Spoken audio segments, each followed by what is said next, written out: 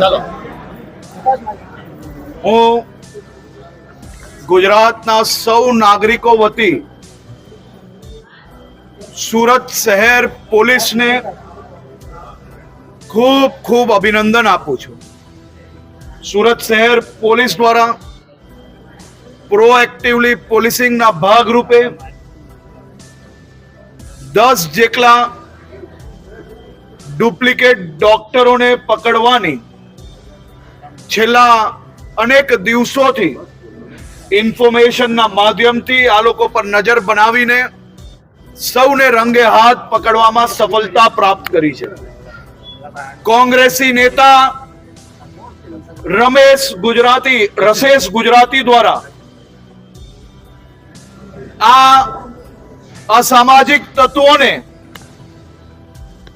Duplicate ડોક્ટરના certificate આપવામાં આવતા હતા. આ કોંગ્રેસી રસેશ દ્વારા આ આખું ષડયંત્ર માત્ર સુરત પૂરતું જ નહીં, પરંતુ ગણતરીની રકમ લઈને આવા અસામાજિક તત્વોને ડોક્ટરનું લેબલ આપવાનું કામ આ કોંગ્રેસી રસેશ ગુજરાતી દ્વારા કરવામાં આવતું હતું. આ આખું ષડયંત્ર સુરત પોલીસે પ્રોએક્ટિવલી પોલીસિંગના ભાગરૂપે પકડવામાં આવ્યું છે. આ પ્રકારના અસામાજિક તત્વોને કોઈ બી પ્રકારની ફરિયાદ ના મળવા, પરંતુ એ લોકોને પ્રોએક્ટિવલી પકડવું એ જ રાજ્ય સરકારની જવાબદારી છે. અને આ જવાબદારીના ભાગરૂપે પોલીસ દ્વારા અદ્ભુત કાર્ય કરવામાં આવ્યું છે. તે બદલ હું રાજ્યના સૌ નાગરિકો વતી પોલીસને ખૂબ ખૂબ અભિનંદન આપું છું.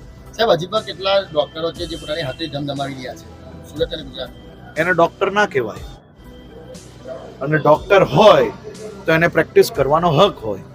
પરંતુ આ પ્રકારના લોકો ચારેય દિશામાં પોલીસ દ્વારા પ્રોએક્ટિવલી કામગીરી કરવામાં આવી રહી છે.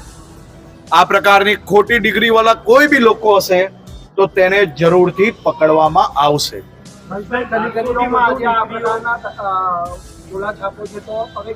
એ ઝોલા છાપને કોઈ બી જગ્યા પર તમને નજરે આવે તો આપ જરૂરથી ચેનલના માધ્યમથી એને પ્રકાશિત કરવા જોઈએ, જેના કારણે સમાજ જીવનમાં આપ બી ખૂબ ઉપયોગી થઈ શકશો.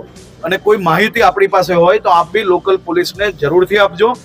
આ બાબતે પોલીસ ગંભીરતાપૂર્વક કામ કરવા માટે મક્કમ છે. આજે સંદેશ દીને રિયાલિટી ચેક કરી 1200 સભીઓ આવા ઝોલા છાપ છે કાયદાની ચુકાલમાંથી ખૂબ ઝડપથી છટકી જાય છે. કેબલ જામીન બે દિવસમાં જામીન